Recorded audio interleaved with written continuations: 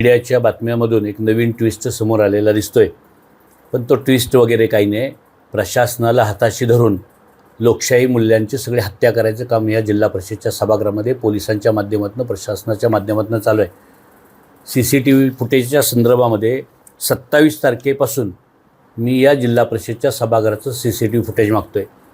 खरं तर ज्या घटनेमध्ये मला दहशतवादी ठरवलं गेले, ज्या घटनेमध्ये माझ्यावर अपहरणाचा खोटा बनाव निर्माण करून मला अटक करायचा प्रयत्न झाला, ज्या घटनेमध्ये मला खुनी ठरवलं, मी एक खुनाचा प्रयत्न करतोय, खुनाचा प्रयत्न केला हे ठरवलं, या सगळ्या गोष्टी न्यायालयामध्ये मला निर्दोष सिद्ध करण्यासाठी मी ह्यातलं काही केलं नाही आणि मी निष्पाप आहे आणि मी एक सामान्य मतदार म्हणून त्या सभागृहामध्ये जात होतो हे दाखवायच्या दृष्टीनं तिथलं CCTV फुटेज अत्यंत महत्त्वाचा विषय आहे.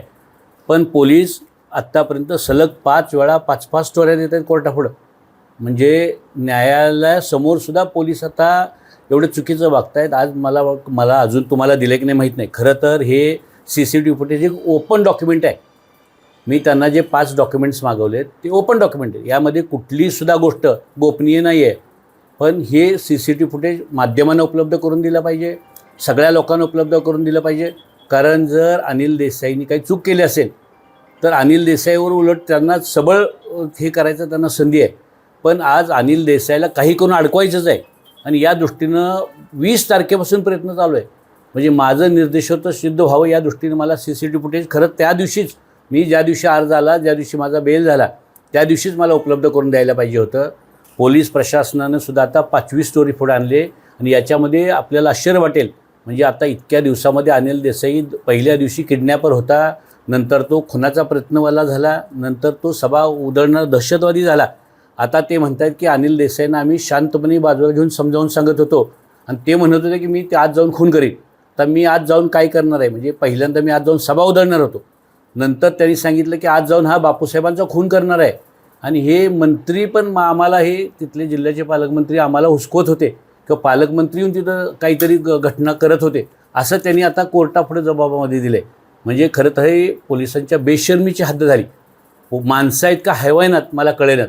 अरे किती तुम्ही एखाद्याला जीवनातनं उठवायला, म्हणजे तुम्ही एका सर्वसामान्य माणसाला जीवनातनं उठवायला चालला आहे आणि फक्त कायद्याचा आधार घेऊन करताय. मी त्या दिवशी पण सांगितलं होतं की पोलीस नाही, ते दरोडेखोर होते आणि हा माझ्यावरचा दरोडाच होता.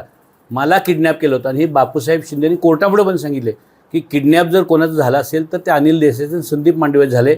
अजूनसुद्धा मला प्रशासनाला, जिल्हाधिकाऱ्यांना आणि आमच्या ज्या कलेक्टर्स असतात जिल्हा परिषदच्या CO त्यांना विनंती करायची आहे की कृपा करून या पोलिसांच्या षडयंत्राला तुम्ही बळी पडू नका.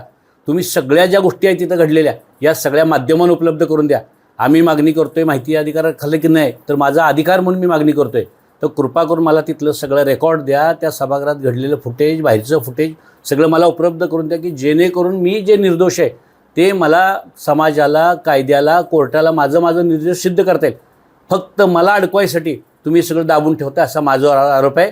कृपा करून पोलिसांनी हे फुटेज माध्यमाला लवकरात लवकर उपलब्ध करून द्यावं.